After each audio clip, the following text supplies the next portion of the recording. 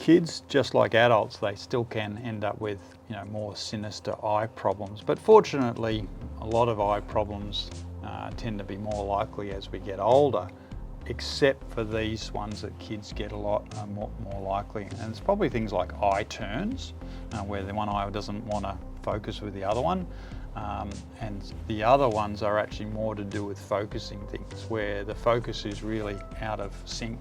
And the other one that's really hard to spot often as far as symptomatic goes, if one eye is quite blurry but the other one's quite good, the brain can't actually make one eye focus harder than the other. We get to pick both eyes focus the same amount. And so with one eye's always blurry, the brain won't learn to use one eye. And then if something happens, kids get a bit of a knock with a footy later on, or they get something and they get an injury or something like that, or an old age problem where one eye starts to develop a problem and they don't have the spare to help them, that's a big problem. So the problems they tend to things are what they call long-sightedness, where they have to work really, really hard to focus and they can get tired, or short-sightedness, where things are okay, perhaps really close, but everything far away is a bit blurry and not as clear.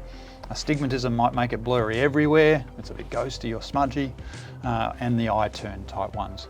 And particularly, as I said, a really tricky one is where one's not bad and one's quite bad, and that's very hard to spot unless you get tested and checked.